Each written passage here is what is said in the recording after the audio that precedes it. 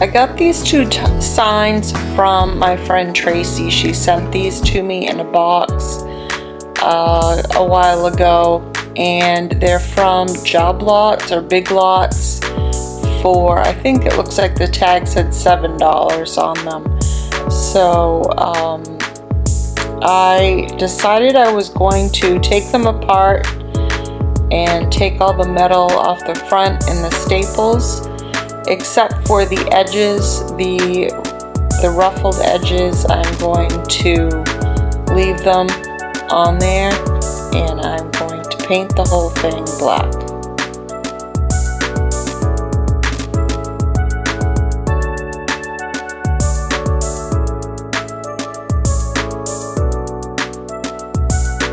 So I did one coat on these boards. That's all it really needs with this folk art black paint. It's very pigmented, so it covers very nicely. I'm also going to be doing another coat on top of it, so it's going to have a second coat of a different color. So I was careful not to get it on the metal pieces, and then I decided I kind of liked it just a little bit distressed over the top. So I was cleaning it off really well and trying to keep the black paint off there.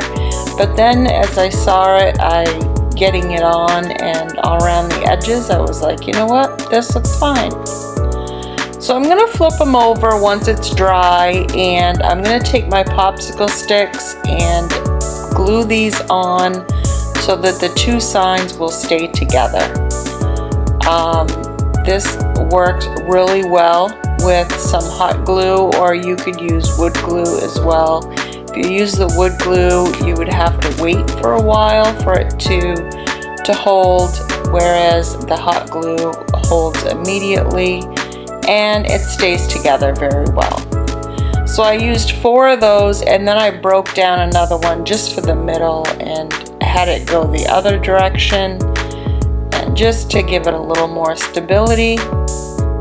And now I'm going to take a coat of Mod Podge and go over the top. I'm going to do a crackle paint over the top of this. So you take Mod Podge or a school glue from Dollar Tree if you want to, that would work as well. And you just put a coat of the glue or Mod Podge over the top of your piece.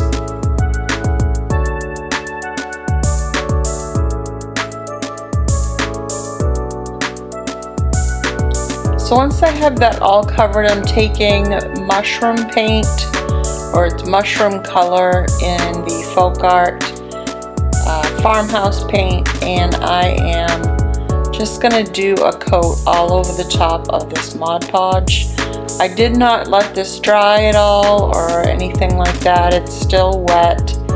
It's almost immediately after I put it on. Now the way I'm doing this, I'm not going to get a lot of crackle from this. You want to do it really thick if you want some really big thick crackles. And this is not super thick, so it's not going to be, there'll be probably skinny, small crackle pieces that'll go through. And so the Mod Podge will dry clear and the paint will come through the crackle part.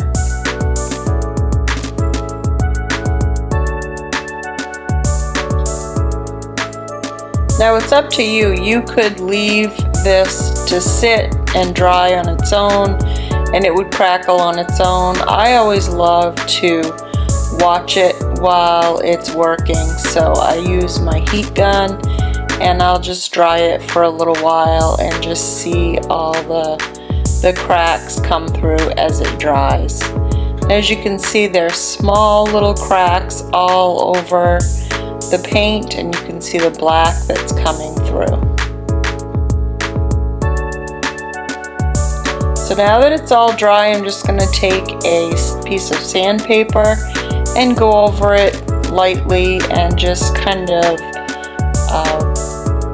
sand down some of the bumps and see if I can get any more of that black paint to come through. Just widen out some of those cracks a little bit just to help distress it a little bit. I have this metal rooster. I've had this in my stash for quite a while.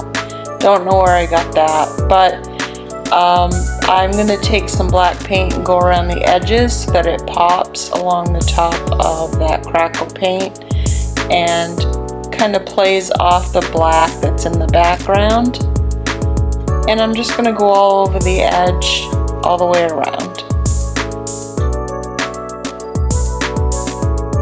I'm also hitting the edges on the sign as well. I'm just going to give it a little bit more black than what I had gotten on it before.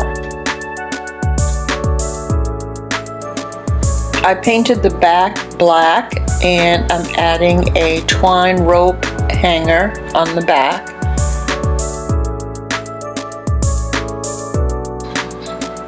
Filling in on the sign with some moss that is gonna go underneath my chicken to make it pop a little bit more.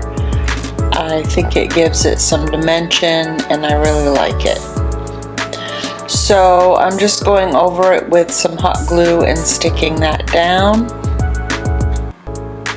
Now I wanted to let you guys know that I will have the products that are on this video on my Etsy shop along with a few other items that I have. So I have added a few new things on there.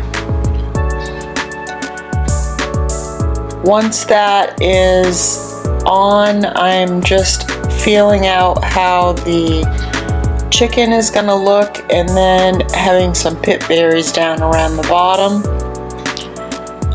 So I decided I'm going to do it like this and glue it right down nicely and give a little trim, of course, to the moss.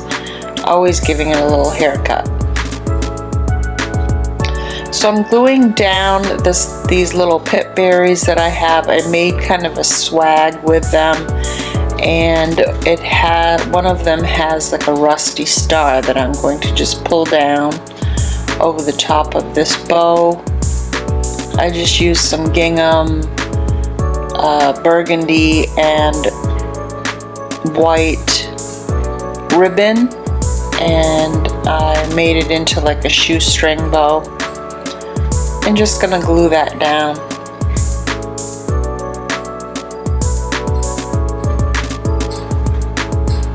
And I just pull over that star that was part of one of the pip berries and glue that down on there to add an extra little touch. And then just fluffing the berries and getting them where I want them to be.